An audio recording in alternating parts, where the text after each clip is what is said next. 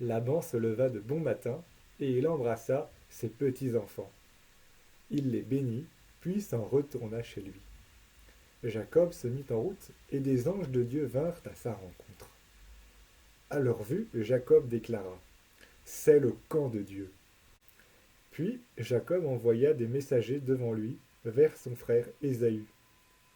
Il leur donna cet ordre: Vous parlerez ainsi à mon frère, à Ésaü.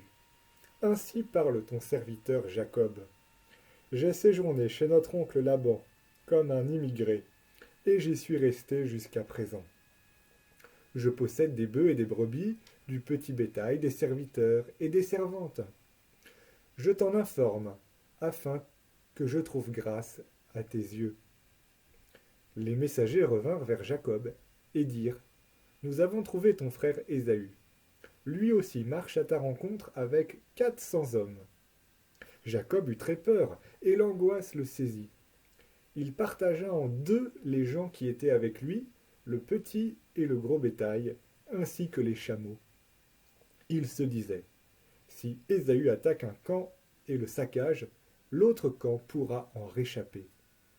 Jacob dit alors: Dieu de mon père Abraham, Dieu de mon père Isaac, ô Seigneur, toi qui m'as dit: Retourne dans ton pays, dans ta parenté, et je te ferai du bien, je suis trop petit pour toutes les faveurs et toute la fidélité que tu m'as donnée, car je n'avais que mon bâton quand j'ai traversé le Jourdain, et maintenant je suis à la tête de 2 camps.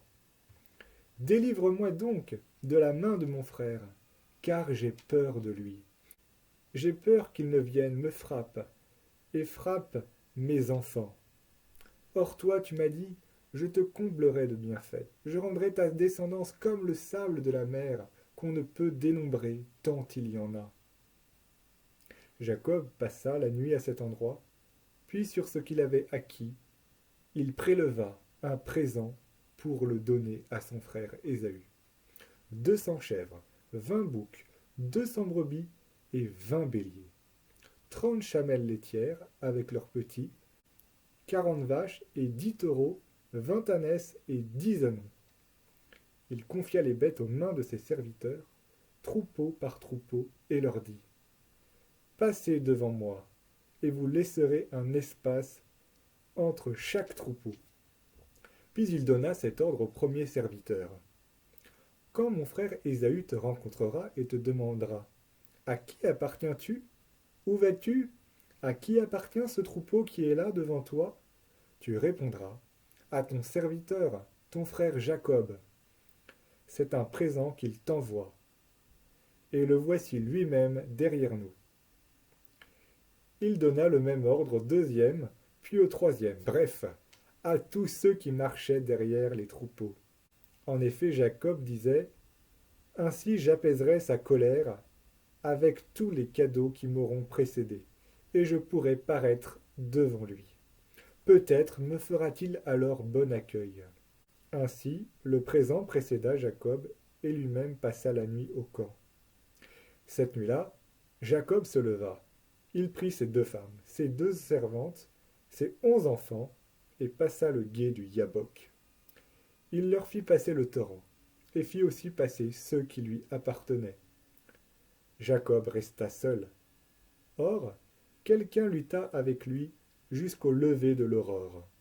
L'homme, voyant qu'il ne pouvait rien contre Jacob, le frappa au creux de la hanche, et la hanche de Jacob se brisa pendant le combat. L'homme dit: Lâche-moi, car l'aurore s'est levée. Jacob répondit: Je ne te lâcherai pas avant que tu m'aies béni. L'homme demanda: Quel est ton nom? Il répondit: Jacob.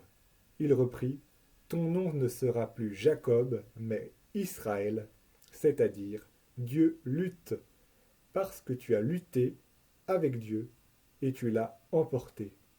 Jacob demanda: Fais-moi connaître ton nom, je t'en prie.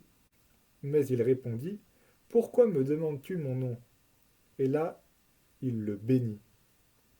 Jacob appela ce lieu Pénuel, c'est-à-dire face de Dieu, car il a vu Dieu face à face, et il a eu la vie sauve.